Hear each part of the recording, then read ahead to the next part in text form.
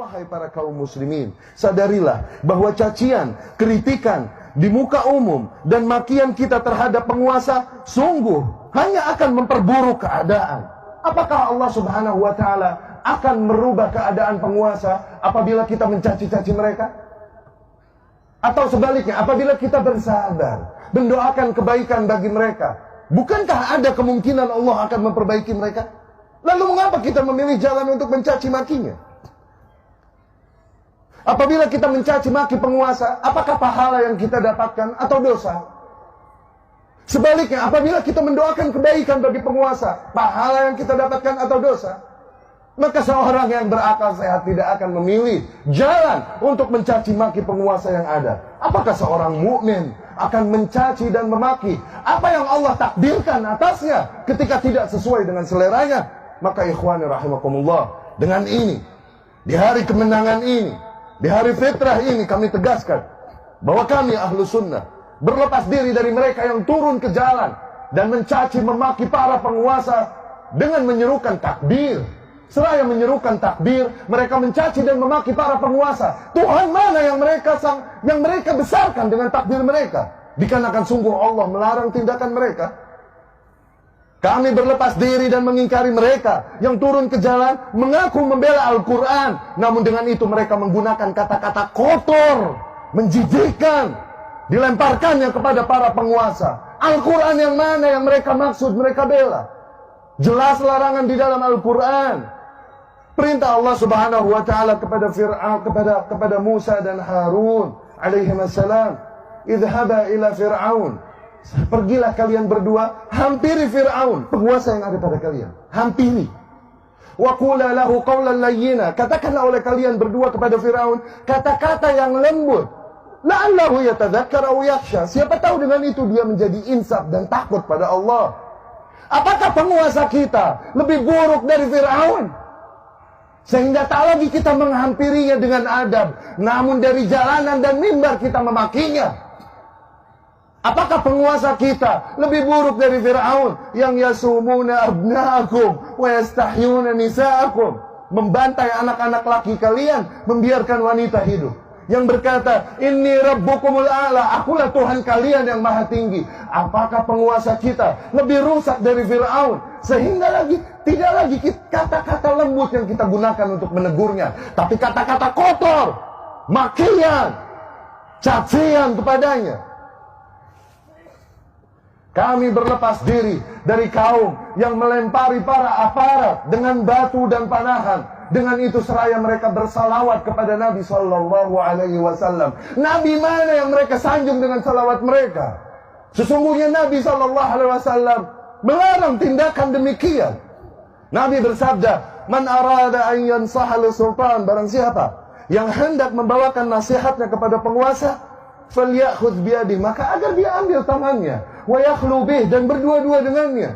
Fa in qabila minhu fadha, apabila penguasa tersebut menerima nasihatnya, maka alhamdulillah.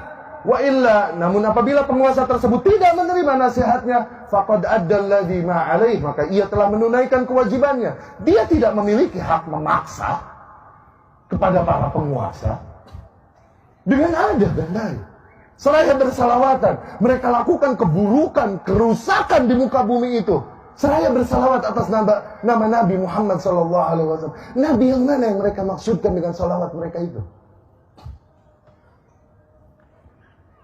Orang-orang mati di antara mereka, mereka sebut dan mereka syiarkan dengan nama mati syahid.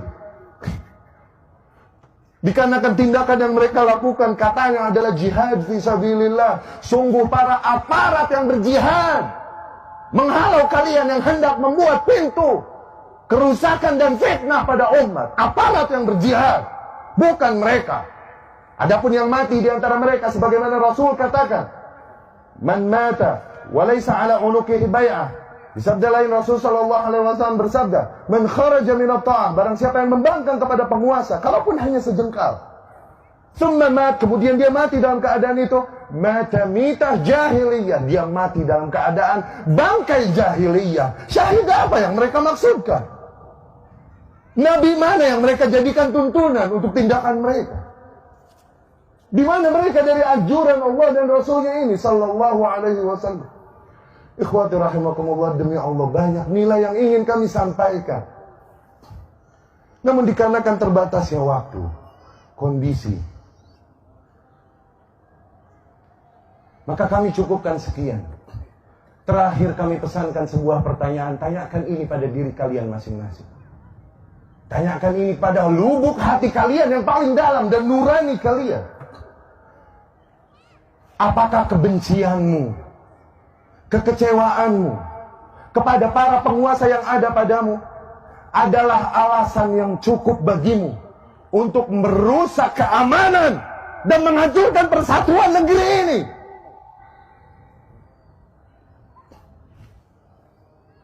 Apakah semua kebencianmu dan kekecewaanmu reason enough, adalah alasan yang cukup bagimu untuk ikut memberikan sumbangsi dalam tindakan-tindakan yang mengacaukan persatuan negara, mengancam keamanan negara, membuka pintu fitnah, penjarahan, dan lain-lain? Demi Allah, mereka yang bergerak dengan nama Islam sama sekali tidak mewakili ajaran Islam yang mulia ini. Apabila ada agama di muka bumi yang mengajarkan menyembah batu, menyembah ular, maka tak pantas mereka mengajarkan tindakan barbar demikian. Apalagi agama Islam yang mengajarkan untuk mengesahkan Allah Subhanahu wa taala tauhid, mengajarkan kita untuk mengikuti contoh semulia-mulianya Nabi, semulia-mulianya manusia, Nabi Muhammad sallallahu alaihi wasallam.